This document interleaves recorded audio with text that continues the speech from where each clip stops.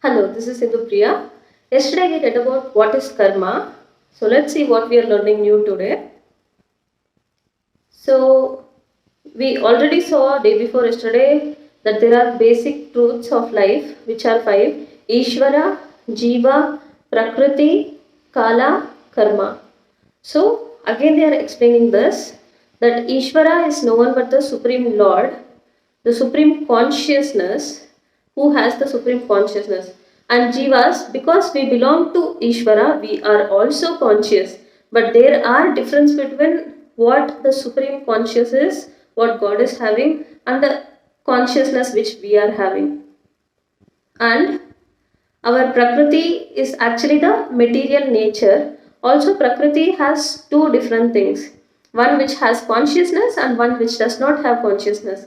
If someone like humans and other animals have consciousness, they are also Prakriti, but they are superior Prakritis. But the world which has no consciousness, they are inferior Prakritis. So there are two types of Prakriti. One is supreme and one is inferior, and the supreme Prakriti has the consciousness. A human can never say that he is supremely conscious, because a human can never be supremely conscious, because we humans, we are conscious about our own things, what we should do, what am I supposed to do, what is happening with me is all the consciousness that we have. But God, the supreme consciousness, He is in everyone's heart and He is conscious about each and every one of us.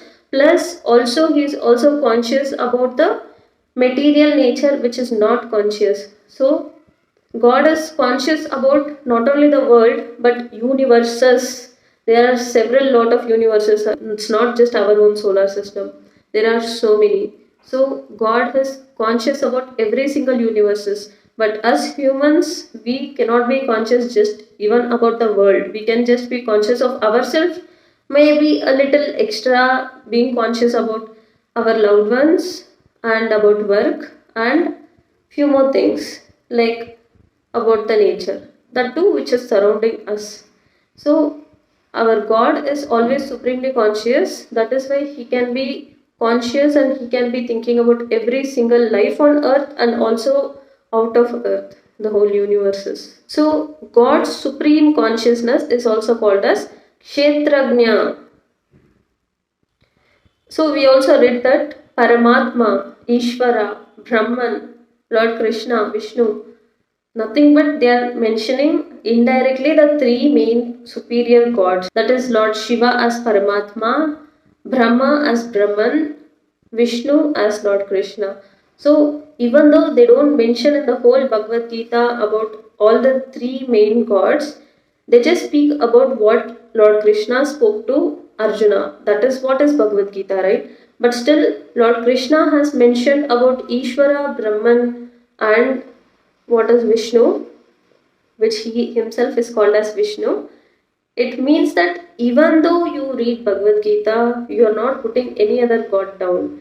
There are three supreme god and all the three are equal and each one has a different work, and all together they have the ability to conquer this whole universe.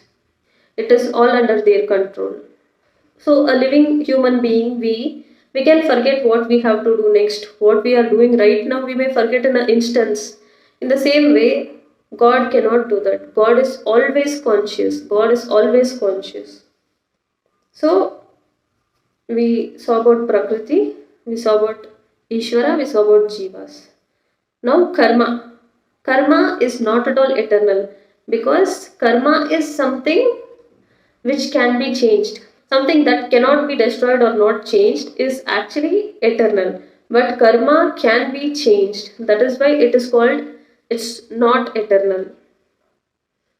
Karma is actually something that can be changed by being devoted to God. Karma is like the clothes that we put on our body. We can just take it off. Karma is nothing but his past actions and reaction. That is why he is suffering in the present life. To make all these karmas into good ones, the person can get into service to the Lord and follow what the God is saying us to do and follow dharma and have the humanity in life. We should know what we should be dependent and what we should not be dependent on. So in this way, we will understand that our karma can be turned into good deeds also. So this is enough for today, but still there are few pictures that I can show you guys. This is the founder Acharya of the International Society of Krishna Consciousness. His Divine Grace A.C. Bhaktivedanta Swami Prabhupada. He is the instructing spiritual master of Srila Thakura Bhakti Vinoda. He is Srila Jagannatha Dasa Babaji Maharaja. He is Srila Thakura Bhakti Vinoda. He is the pioneer of the program to inundate the entire world with Krishna consciousness.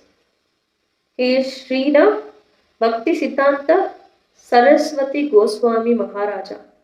He is the spiritual master of His Divine Grace A.C. Bhaktivedanta Swami Prabhupada and foremost scholar and devotee of his day.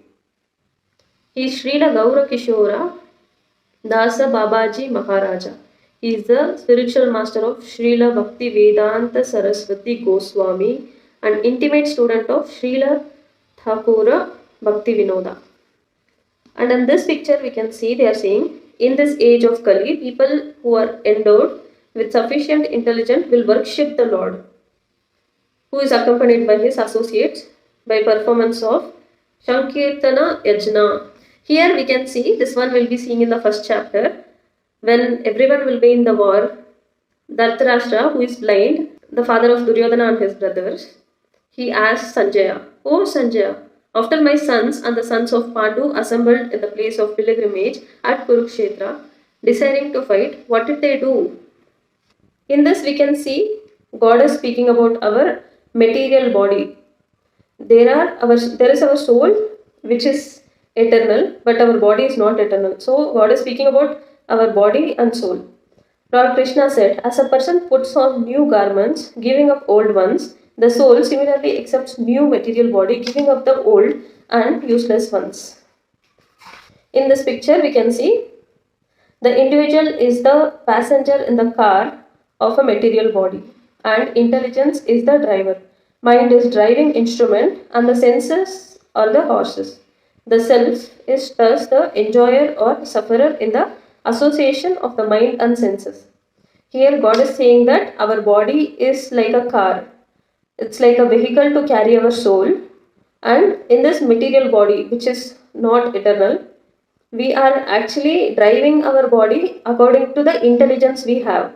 So our mind is the intelligence. So the senses which we are going to create in our life, let it be the good one or the bad one, it is like the horses. If you ride it well, it rides well. If you don't know how to, then you go in the wrong way. Which means if you read Bhagavad Gita, you go in the right way. And if you follow God, you will always be in the right path. And they also say about the karma of life, which is depending on whether you are going through the path which God is saying, then you will be a enjoyer. In case you are not going in that right path, then you will be a sufferer. So these pictures are enough for today. I'll make sure you guys will go through more pictures tomorrow. So today we mainly got to know what is God and what is God's level of consciousness and what is human's level of consciousness. And we should never compare ourselves as God, because God is more than what we can even imagine. God has more responsibilities than us. God's consciousness is also called as Kshetrajna. And we also saw about karma and how karma can be changed into good deeds. That is by following the path which God is showing us. So for today this is enough, and if you guys like the way I am explaining, you can subscribe to my channel, and if you like, please go read Bhagavad Gita. I would suggest you to read a book. Thank you.